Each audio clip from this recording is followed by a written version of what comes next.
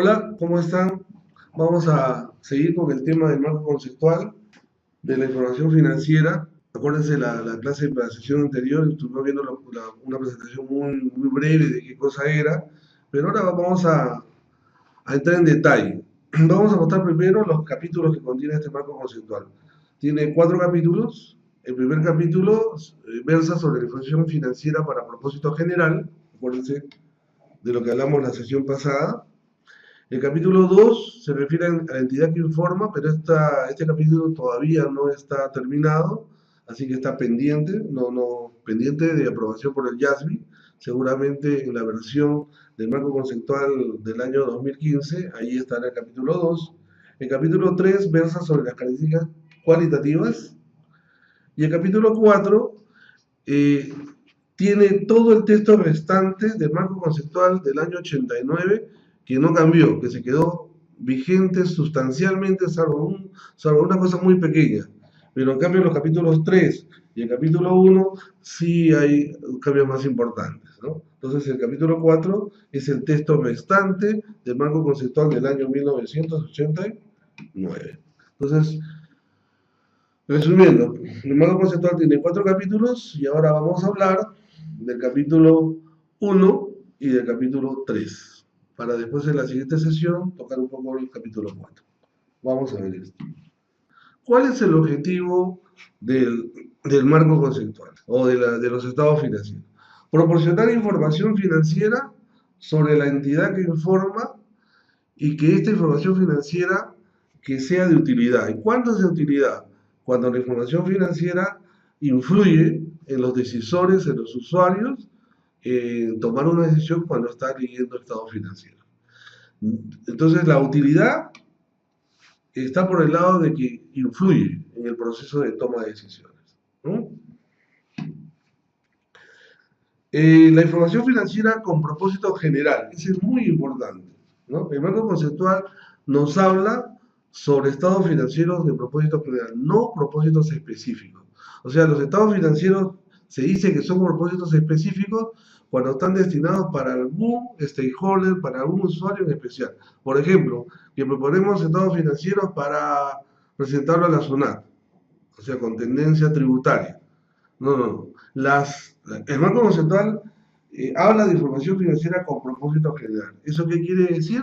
De que no está sesgada ni presentada de manera especial para alguien. Sin embargo, se supone de que está dirigida a los inversionistas, a los prestamistas y a otros acreedores existentes de manera, vamos a decir, de que un poco dirigida a ellos, porque de acuerdo al YASBI, si nosotros satisfacemos la necesidad de información de estos stakeholders, satisfacemos a todos los demás.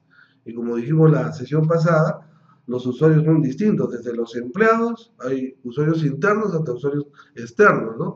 Los clientes, los proveedores, los inversionistas, las entidades reguladoras, hay muchos, ¿no?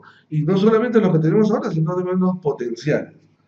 Esta información, para propósito general, significa que tiene que ser emitida por lo menos una vez al año.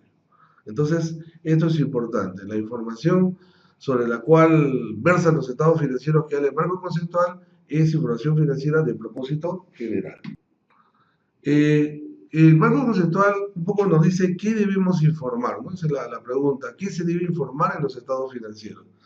Primero, la situación financiera de las entidades, ¿no? Y cuando hablamos de la situación financiera de las entidades, estamos hablando de, como por decir algo, ¿no? Cómo anda la liquidez, la solidez, la solvencia, los recursos económicos y los derechos de los acreedores, cuánto les debemos, los cambios de los recursos económicos y en los derechos de los acreedores, o sea, no solamente a una fecha, sino cómo van cambiando estos recursos, cómo van cambiando los derechos. Nos habla un poco de que debemos preparar los estados financieros base la contabilidad del devengo, pero que hay que hacer una aclaración. El devengo, sustancialmente para 3 de los 4 estados financieros básicos, ¿no? En la situación financiera, de resultados integrales, de cambios en el patrimonio neto, es sobre el devengo. ¿Qué cosa es el devengo? El devengo dice que la contabilidad debe contabilizar los fenómenos o transacciones económicas que hacen los empresarios cuando suceden estas, cuando se conocen estas. Es contraria a la base de caja. Entonces, ¿cuándo contabilizo yo un ingreso? Cuando el ingreso se realiza. ¿Cuándo contabilizo un gasto? El gasto se contabiliza cuando yo conozco que he incurrido en un gasto.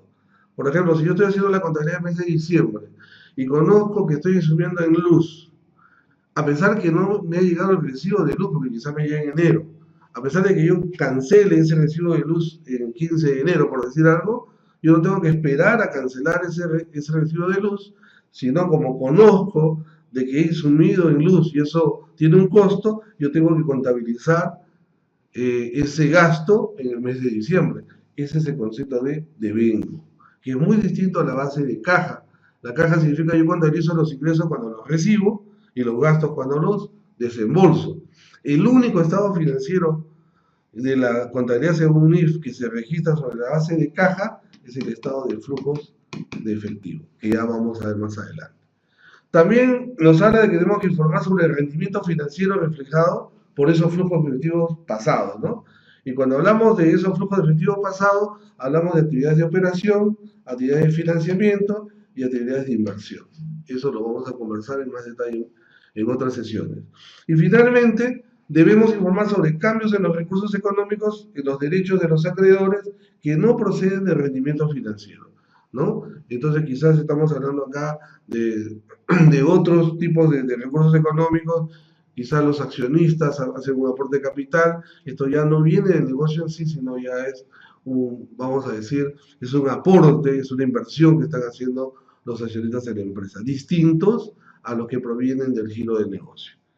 Entonces, eso es lo que el marco conceptual nos dice que como mínimo debemos informar. Otro tema importante del marco conceptual es las características cualitativas de la información que debemos nosotros preparar, o cómo redactarlas o cómo tenerlas en cuenta, perdón, para efecto de emitir los estados financieros. Estas características cualitativas tienen que llevar a algo que se llama utilidad. O sea, la característica cualitativa nos ayuda, la información tiene que ser útil para los que leen estos estados financieros, ¿no? Y para que sean útiles, esta información tiene que contener estas características. Dos tipos de características, fundamentales y de mejora. Y las fundamentales son las de relevancia y de imagen fiel. Y las de relevancia son aquellas que se conocen como aquellas que son de valor predictivo y valor confirmativo. Las de imagen fiel son integridad, neutralidad y sin errores materiales. Vamos a explicar más adelante qué significa fundamental y qué significa cada una de estas características. En el caso de mejora, hablamos de 4 criterios: comparable en tiempo, verificabilidad y comprensibilidad. La idea es de que si yo cumplo con las fundamentales, ya la información es útil. No necesito llegar a las de mejora. Pero si yo a esa información, además de que sean fundamentales, incluyo los de mejora, ya la información es excelente.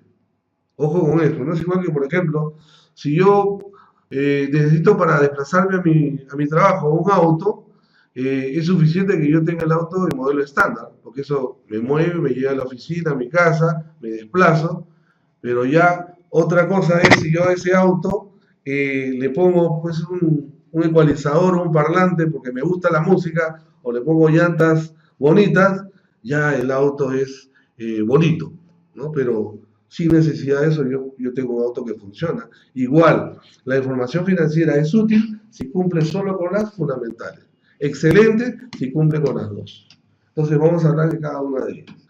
Dice, si la información financiera ha de ser útil, debe ser relevante, acuérdense, y representar fielmente lo que se pretende representar. Esas son las fundamentales. Relevancia y imagen fiel. La utilidad de la información financiera se mejora si tenemos si son comparables, si son verificables, si es oportuna y si es comprensible, que son las cualidades de mejora. Pero, como hablábamos hasta hace un momento, con las fundamentales es suficiente.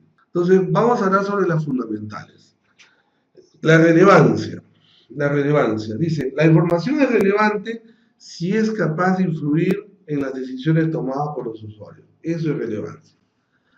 Es relevante si la información tiene valor predictivo y confirmativo, ¿no? O sea, como concepto fundamental, relevancia, capacidad de influir en la toma de decisiones. Y va a tener esa capacidad si la información contable es predictiva y es confirmativa o ambos.